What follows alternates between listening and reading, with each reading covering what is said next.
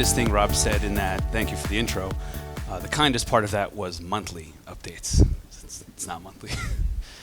All right, cool. The downside of going last is that the attention level is questionable.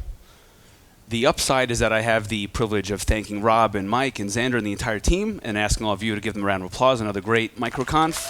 Thank you.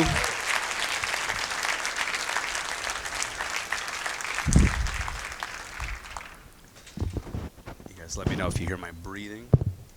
Okay, so this is MicroConf Growth. So that's what we're going to talk about. We're going to end things off with a very actionable talk. I wanted to make sure that you guys can come away with something that you can use in your business next week. It's actually a multi-week campaign, but you get my drift. So what we're going to look at is a campaign that we ran between January and March of this year. So very, very recent. That's my excuse for doing my slides yesterday. And what we did was we combined free content with paid promotion of that content, and that led to some great growth for us. So that's what we're going to get into. Real quick, thanks to Rob, you guys already know, I'm Jordan Gall. I run CardHook with my business hubby, Ben Fisher, over there. Hi, Ben. Our software provides e-commerce merchants with a customizable checkout process and cart abandonment software as well. That was our first product. I also co-host the Bootstrap Web podcast with my good friend Brian Castle. Right, Brian? Thanks for listening, everybody that came up and said hi. Okay. Keeping in tradition, this is my why. These are my three little buggers. Shout out to my wife for taking care of them while I'm here. Thank you. So that's the reason I do everything that I do. Now you get to see them and meet them. All right, ready? So this is what we're going to do. We're going to talk about marketing. More specifically, we're going to talk about content marketing. How many of you guys do content marketing in one form or another? Okay, so it's a lot. I have been pretty slow on that whole thing. I don't feel like we're very good at it, and it was always difficult to justify because the ROI seemed very far off. We're in the e-commerce space. There's a lot of amazing content, and it never made sense to me to try to how are we going to break through that noise? So I've had a difficult time kind of deciding to put resources toward content marketing. But paid advertising, I'm cool with. It has a direct relationship to ROI. You spend money, you get clicks, you get signups. It's just more straightforward and therefore easier to justify.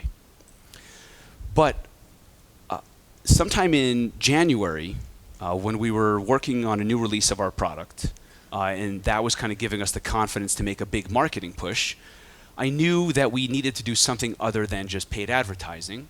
And it's not really that I came up with. This is not that original. It's just that the first time it hit me that we could combine content and paid advertising to do something effective. So that's what we did.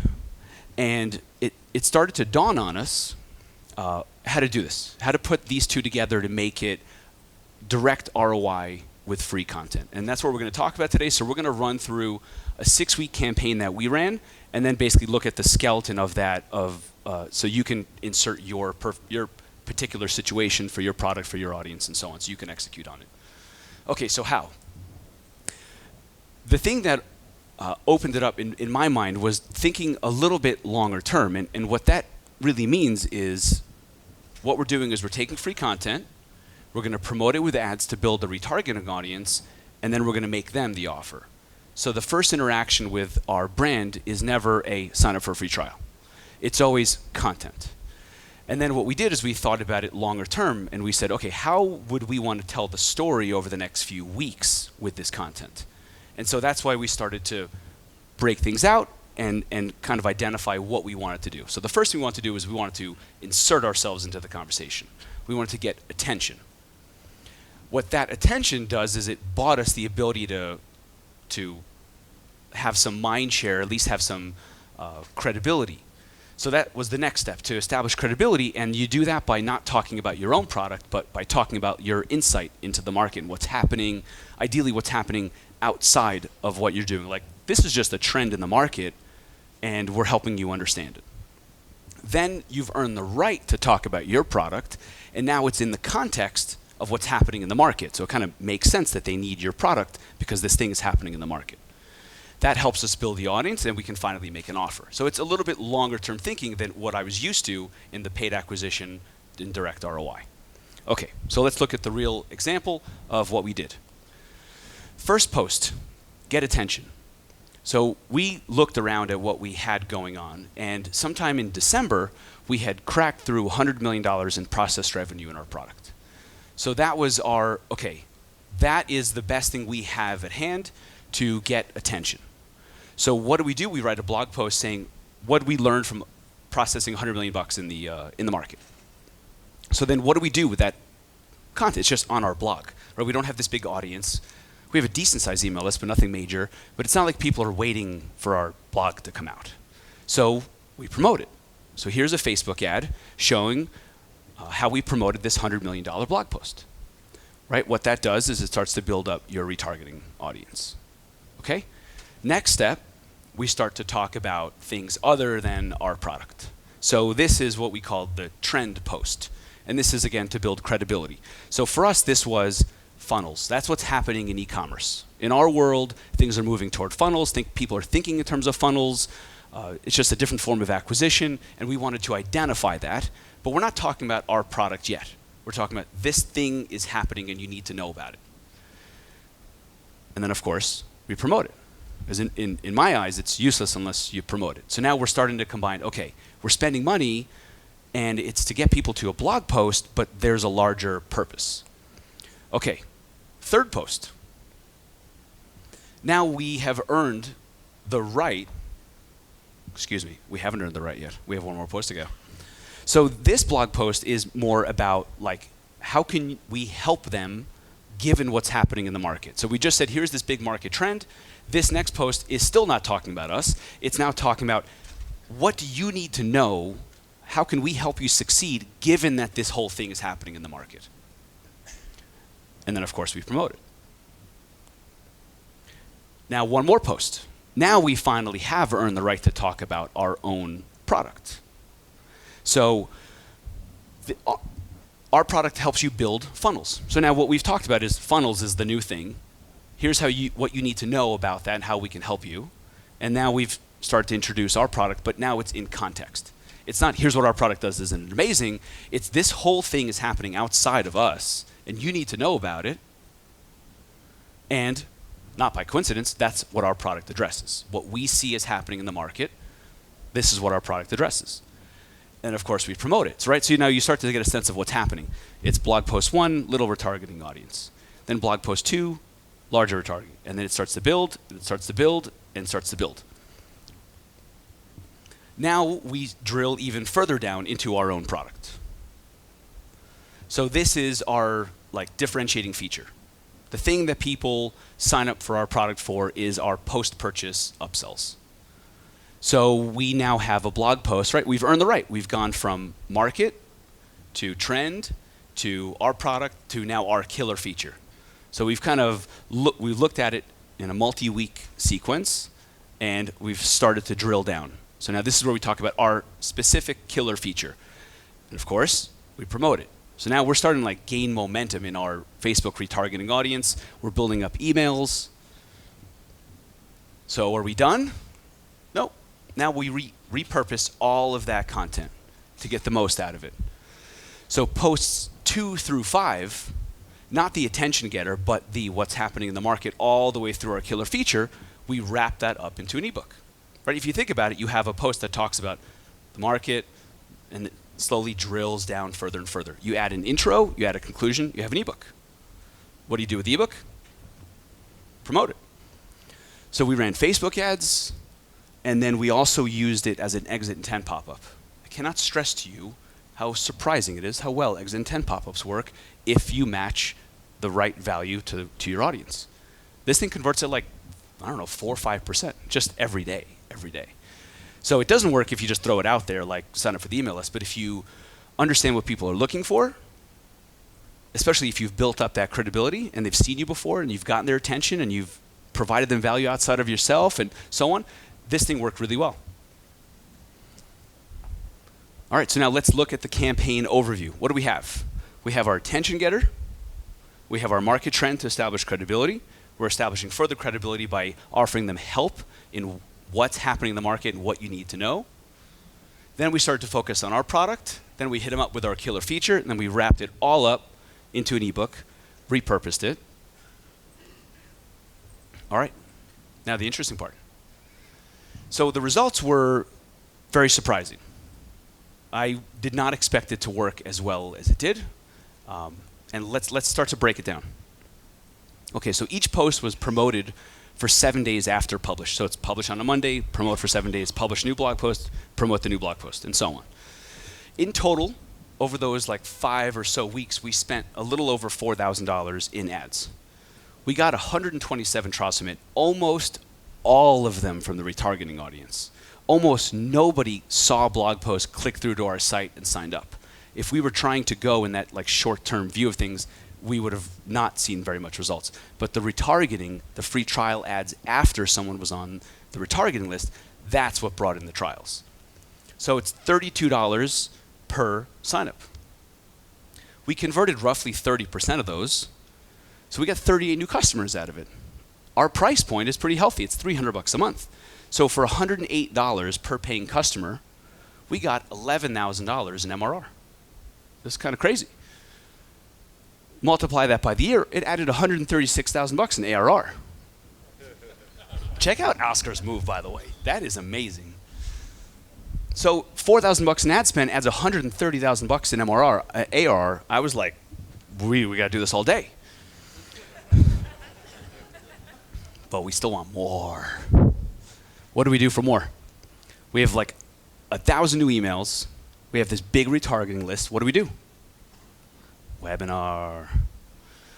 So now what we did is we took one of our best performing like superfan customers, and we said, Nate, you have like a big Facebook group. You have your audience. We have our audience. Let's do something together. We'll give you an affiliate link. So what we wanted to do is put on a webinar that showed success. Real success. This guy's made like $1 million in our product over the past year. He made $1 million more dollars. So he went from $1 million revenue to $2 million and hired a bunch of people. It's like a perfect success story. So we said that's the hammer. So we've built up all this credibility. We've got trials, and then all of a sudden we're going to show people exactly how to use the product with real success. What do? We promote it. So we ran Facebook ads for it, and now we sent out an email to the list that we just generated from this whole campaign. So we want more results. This brought in 360 registrations. We converted 19% for 68 new trials. Converted roughly 30% of those and ended up with another 21 customers. So that's what the webinar added. The total campaign results were like absurd. $4,000 in spend led into this $200,000 in ARR. So again, in my mind, I'm like, okay, every 6 weeks, every 6 weeks, every 6 weeks. What this did for us was kind of open up the right. So you see, I went from a content non-believer of like, how are we really going to get attention, to, okay, how can we really cynically exploit free content and promote that using paid advertising, still give value, but the goal is obviously always to bring in trials. So it added $200,000 in ARR. In the back of my mind, right, the revenue is good, but it depends on your point of view. I'm in this for the enterprise value, for the value of the company. $200,000 in ARR. Where's Thomas from FE? What's the multiple these days for SaaS? Even if we're gentle, it's what, 5 to 10? So this campaign for $4,000 in spend added $1 million to $2 million in enterprise value for the company. Now I'm like, I'm dancing. So the point of this conference, right, is not for me to talk about what we did. It's how do you do it? And I think this is repeatable. I think it's just a skeleton. And yes, there are certain factors and so on, but I think a lot of us can apply this to our businesses, depending on what market you're in and so on. But this is what it looks like. How do you get attention? Ideally, you already have attention, right? We did not invest in content marketing and in building up an audience in that way.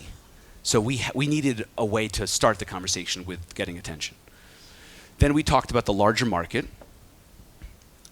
We helped them succeed in that market. We talked about our post, the differentiator. We repurposed that content that we still use to this day. And then we did the webinar. So again, with this in mind, that we want to go a little bit longer term, we want space between the initial contact and the offer, and the point of it is to drive that retargeting on audience as big as possible and make them the offer there. So let's look at what it actually looks like. So the attention post, the question that we wanted to answer was, how do we get attention? And for us, e-commerce these days in the Shopify world with marketers, it's real straightforward. It's just dollar amounts and screenshots and like arrows and Lambos. That's just the way the market works. So we knew to get attention in our market, it was $100 million, not like something else. Promote with ads, and then retarget to the actual call to action. The market trend post was, what's your unique insight into the market? So we wanted to make it like dramatic. We wanted to say, the old way of doing e-commerce, there's this new way, and if you're not doing it in this new way, you're going to start to lose. So we identified this trend that was happening outside of our product entirely. There's a great Medium post that I should have linked to called The Greatest Sales Pitch I've Seen All Year. And it's about drift. And it goes through a lot of this narrative on like identifying a trend that's happening outside of your product, where you can kind of point to it and say that's happening one way or another. For them, it was immediate conversations instead of email. Okay, next up, how do you help them? So you've identified what's happening in the market, and now you're starting to build a relationship with them and saying, this is what's happening in the market. Here's what you need to know to succeed in that market. Again, not talking about your individual product. Finally, you've earned the right to talk about your product. What does your product do in the context? This is the trend that's happening. Our product helps you succeed in that trend. And then you drill into the salivating, drooling, what does everybody want? I mean, right, all of us have that, hopefully, have that killer feature of this is why people sign up. This one thing, whether it makes their life easier, makes their invoicing better, makes their purchase orders more easier to manage. Whatever your killer feature is, that's what we identified here in this. And then we wrapped it all up. Right, so you're repurposing, so it's efficient. You're still promoting. I mean, every step of the way is just promote, promote, promote, and then retarget. And then the killer piece, that last final piece, was the webinar that showed proof, again, outside of your claims. So it brought in a third party. So up until now, it was just your point of view. And then finally, the webinar was the hammer of, okay, here is a third party credibility, someone who's succeeding with the product. All right, get after it. Here are my slides. I went pretty short, didn't I? I don't think anyone minds in the last talk. But I'm happy to take questions. All right, let's get started with questions. Sorry, caught me a bit off guard. Who has questions? All right, there's one up here, and then I'll come back there. Hi, thank you. So to clarify, you have the first attention-grabbing email, and that creates a retargeting audience. And yeah, everything you do is to build a retargeting audience. Okay, so all the other remaining emails get sent to anyone who's that first email created the audience. Yes, I didn't want to go too deep into that, but the once someone gets pixeled, then you have them in a custom audience, and so we once we had them in a retargeting audience, we then promoted the free trial, but we also promoted the next blog post of them. All the other blog posts. Yes, it was like get the next one in the series. Okay. Yeah, because we made it sound like it was like this series of things. Like here, coming up next is this next one. And if you go to the CardHook blog, you'll see all of the posts.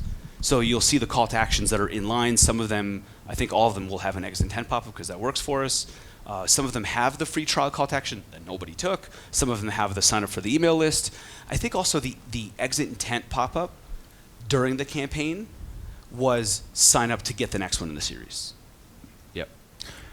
Are you doing different retargeting audiences? Like if you sign up for the first blog, then you're in that list and they don't get another offer, you're pushing them number 2, or is it just a general bucket and you're pushing all the different blog posts sequentially? How's that working? Yeah, we did just a bucket for the campaign. So it wasn't like the audience that we had prior. It was starting with this one. How do we start to build it up? And then it was all the same bucket. Anyone during the campaign and we just kind of would rotate once you've seen a blog post, you get free trial offers. And then once those run out, then you're getting blog posts, and then again, you're getting free trial offers. So it was a mix, but it was the same bucket of people. Okay, question over here. So, the ad spend is part of the investment. The other part is time and energy and, worker hours. So how would you estimate that? And also, how would you repurpose the existing content for the next campaign? Are you going to target a different segment that might, they haven't seen the content and might still be relevant? Are you producing new content? What is the 5-year strategy for this? Yeah, it kind of caught us off guard how well it worked. So we don't have like a concrete plan on how to do it again next month, right? We don't want to just repeat the exact same thing. We looked at it really as like a coming out to the market campaign, and so that's why it was like, here's our what we called thought leadership, even though that's a strange word to use for it, or at least I don't like it.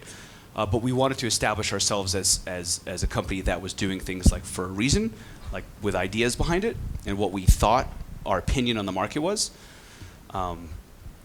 So I think the next campaign most likely won't be as effective because unless we really nail the next idea. But I think what really worked in it was like nailing what people thought was going to happen. At the same time, we spent $4,000 in ads. We barely touched the market. If we ran the exact same campaign and excluded people that were already on the list, I think it would be maybe not as effective, but close. Right here. So I believe you said you had a 30% conversion from the signups to paid. Is that right? Yeah. How does that compare to your sort of benchmark normal conversion of trial to paid? That is pretty much our normal. Oh, it is? Okay. Yeah. So they weren't higher or lower. They're just... Yeah, what I did here was I just identified the ones that we can directly attribute to the ads in this campaign. Okay. I guess what I'm asking is, were they high? So they weren't higher quality or any different quality from what you saw? That's to be determined. Okay. I hope they're just as good. Another quick question. So how did you determine budget per post? Like how did you determine how much money to pump into ads? Yeah, that's the one thing I feel pretty stupid about, because we had a budget. I think it was $45 a day for the initial, and then some more for the retargeting. And last week we upped that to $100 a day from the 45, and we should have done that as soon as we thought it was working. We should have done it. So that, yeah, we knew we wanted to spend some money on this, and you're right to the previous question. We spent a good amount of money on the content because we wanted this to be this evergreen flag that we were putting down saying this is what we think is happening. So we hired a really good content writer, and that cost a lot. But I saw it as important for this campaign and also for the longer term credibility that came along with these posts and this ebook and this content that we put out there. Yep. Hi. How did you decide how and who to target in this campaign? Okay, how much do I reveal, Ben? Lookalike audiences work really well for us for our existing customer list. That's the single best performing audience. And then there are tools out there that allow you to scrape emails from Facebook groups. And our market happens to be very, very active in Facebook groups. That's where people go to get advice, find their gurus, sell their courses. There's just a lot of energy and activity in Facebook groups. So we found the ones that we thought were appropriate and used those as custom audiences, and then created lookalike audiences from them. Yep. Over here. Hi, over here.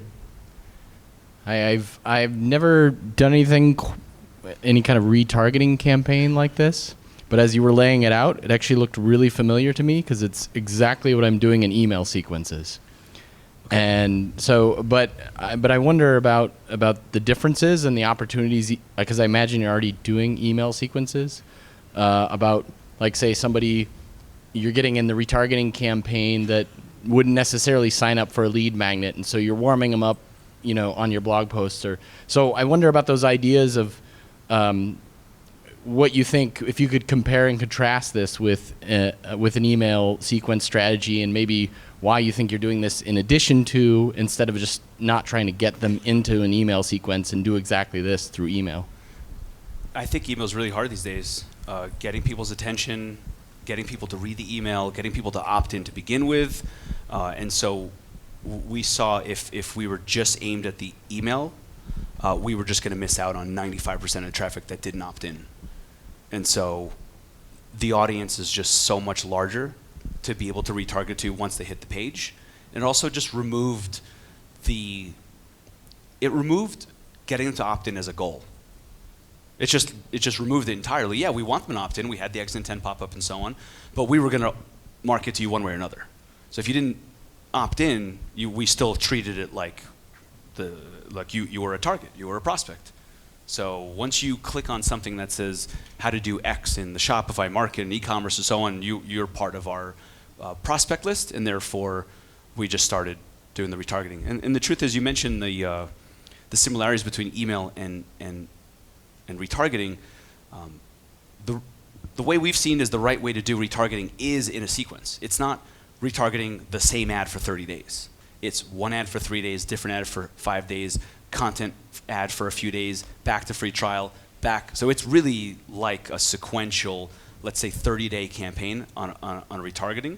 So they get pixeled, and then they get trial ad, and then content ad, and trial ad, and content ad over the 30 days after they get pixeled, which is pretty similar to opt-in and then get value and get value and get value and then get the offer.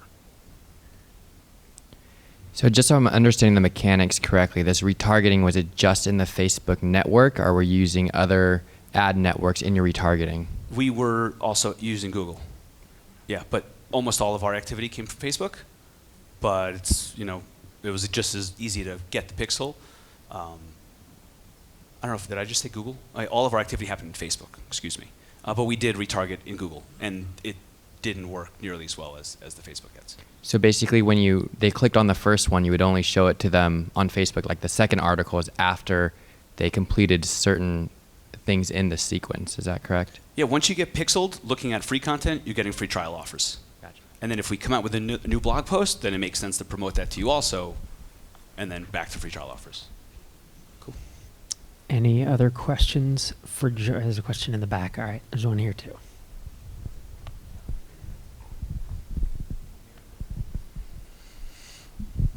Hey, so I feel like we need a flowchart here or something. It's all these questions are about sort of how the process works. So so each piece was promoted for 1 week and then no longer promoted, and then the next piece was promoted. Is that correct? Yeah. So did you try just promoting the first piece the whole time instead? I guess what's the grounds for having the 5 different pieces? So if we thought about it from their point of view, like if we were self-conscious about it, we'd be like, is anyone really going to pay attention like along the way? But we just ignored the fact that they weren't. We're just going to tell a story for 6 weeks. We're going to get attention and then talk about this and then this and then this and then this and hope that people kind of capture it in that order. And there's no real way to control that. I guess you could really go all the way in and identify what someone has seen and then show them the next thing. But this was more blunt.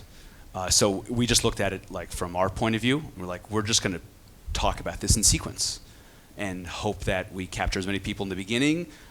And so there are links in each blog post to the previous blog post, so you can navigate around. But we just kind of marched right on with our messaging. And maybe that's not ideal, but that was kind of the only way in our head that we just kind of justified or got around the worry of, well, what if someone sees this first or that next, and what should we do here? We just kind of went bang. Yeah, and we also knew that it was leading into the ebook. So we knew that we were creating this content and releasing it and getting the most out of it. The truth is, at first, our plan was to write the ebook.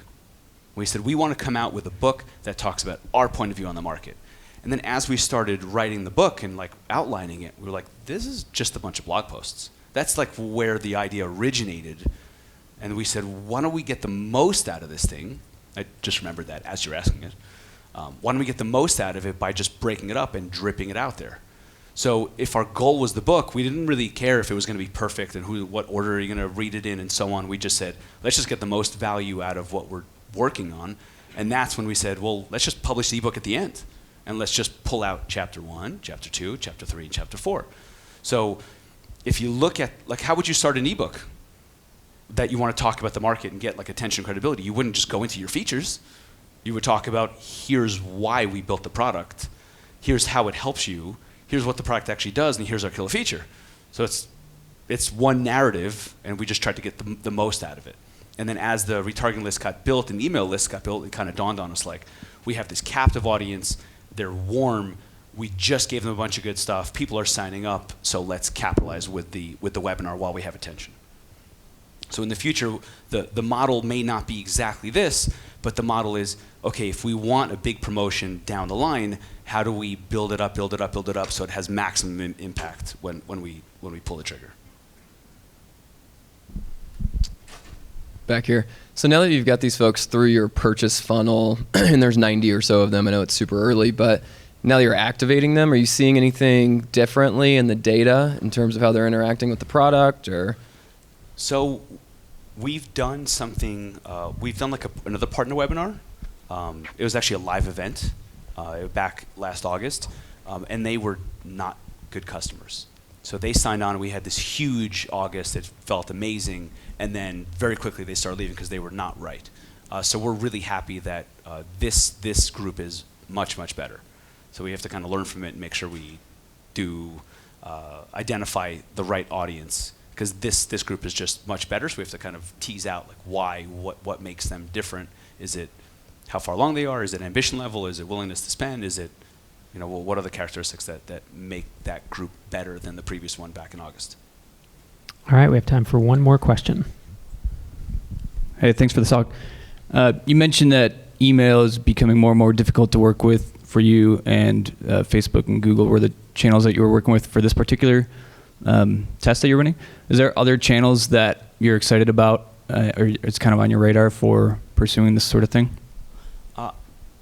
I think what Ankur mentioned earlier with partner webinars, what we find is that when we can reach into someone else's audience with their credibility, that's the ideal. So some people know about our product and they dismiss it as too expensive. So in the Shopify market, we have one competitor, they're $37 a month. We start at $300 a month and it goes up to several thousand a month. So we get chat every day, like, are you serious? Am I missing where the starter tier is, or what are you talking about? So that's an issue to overcome. So when we get the credibility of somebody else, ideally that has a Facebook group or a big list, and they have credibility, we try to work with them. Our ideal is working with them using our product, and then like touting the results to their group. So we're like using one step in. So again, email, not that it's an afterthought, it's just not our main thing.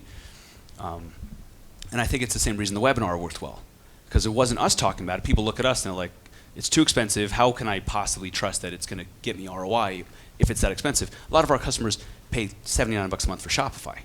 So we're asking them to pay double, triple, quadruple what they pay for the entire platform for this one app, and they're a bit perplexed by it. But if they hear from someone that they admire, so that's our version of it. That just works better for us, where someone has a captive audience, and they have the credibility of that audience, and we kind of slide right into their group. Thanks again, Jordan.